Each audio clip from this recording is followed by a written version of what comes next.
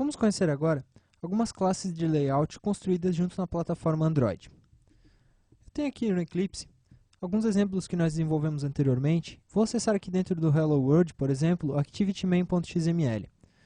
Nós podemos ver que nós temos alguns componentes organizados aqui e esses componentes estão dispostos na nossa Activity. Aqui na direita a gente pode observar dentro de Outline que eles estão ordenados debaixo de um item chamado Relative Layout. Relative Layout é um tipo de layout disponível junto na plataforma Android. Bom, para que servem os layouts antes de mais nada? Os layouts servem, como a gente pode ver aqui, primeiramente para organizar componentes. Eles podem receber os componentes e organizá-los de acordo com a estrutura que foi montada. E eles servem também para manter a disposição dos componentes dentro de uma tela. Como a gente sabe, existem vários fabricantes que produzem diversos tipos de dispositivos Android, com vários formatos de telas. Isso faz com que a gente precise desenvolver telas que se adaptem o melhor possível às grandes variações que ocorrem. Então os layouts cuidam também dessa parte de reorganização de acordo com o tamanho da tela. A gente pode ver aqui que a gente está simulando a tela de um dispositivo chamado Nexus One. Se a gente expandir aqui, a gente vai ver que ele é um dispositivo de 3.7 polegadas. Se a gente alterar aqui, por exemplo, para um dispositivo de 4 polegadas, como o Nexus S, a gente vai ver que a nossa tela continua organizada da mesma forma que ela já estava. Ou seja, o layout que a gente desenvolveu, o layout que a gente utilizou dentro dessa tela, ele favoreceu a manutenção da organização mesmo em telas de diferentes formatos. Para exemplificar melhor essa organização e esses diferentes tipos de layout, eu vou criar aqui um novo projeto que vai agrupar alguns exemplos. Eu vou chamar ele de Hello Layouts. Vou colocar a versão 2.3.3, como nós trabalhamos até agora, pacote mob, desmarcar a opção de ícone customizado e deixar as outras opções padrão, como a gente tinha trabalhado até agora. Como a gente já percebeu, a Activity que é gerada automaticamente para a gente no Wizard de criação de projetos, ela tem o Relative Layout como layout principal. O que é o Relative Layout? O Relative Layout é um organizador que vai ajustar os componentes de acordo com relações entre eles e entre a tela. Por exemplo, o Text View que foi gerado aqui para a gente tem duas linhas tracejadas principais, que indicam o quê? Dá um duplo clique aqui para expandir para a gente entender o que elas indicam. Indicam que ele está centralizado horizontalmente e verticalmente, ou seja, ele está relacionado horizontal e verticalmente com a tela. Se eu adicionar outro componente aqui, arrastando ele aqui para dentro, a gente vai ver que várias setas são geradas. Essas são as relações que o editor está tentando fazer.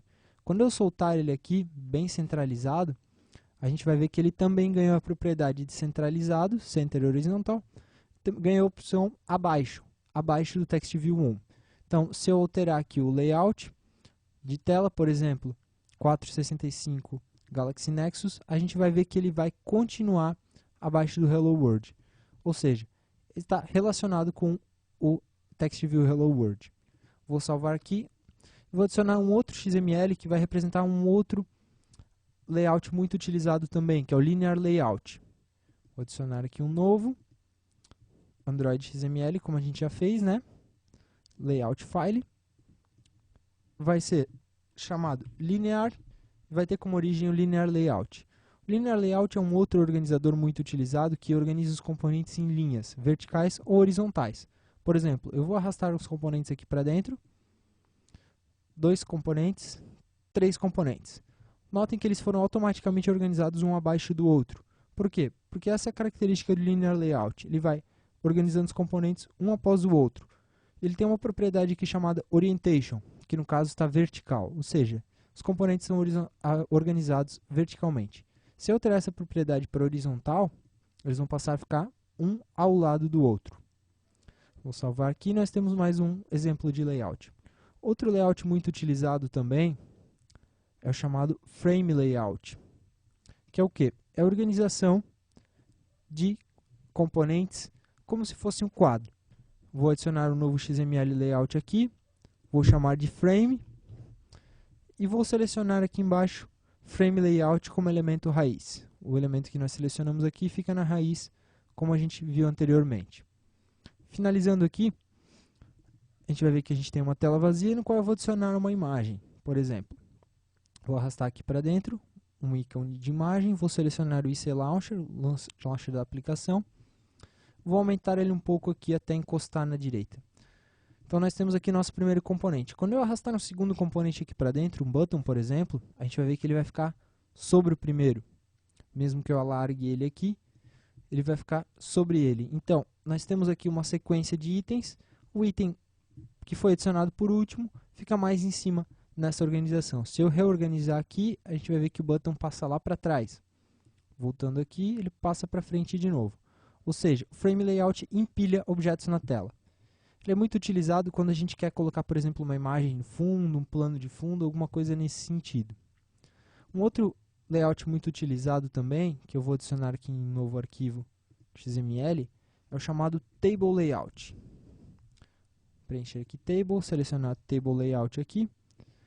Table Layout, como o nome diz, organiza através de uma tabela.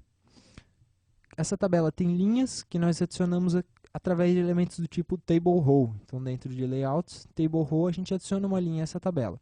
As colunas são dadas pelos componentes que a gente põe lá dentro. Então, se eu adicionar um campo de texto, nós temos uma coluna. Se eu adicionar 2 campos, nós temos 2.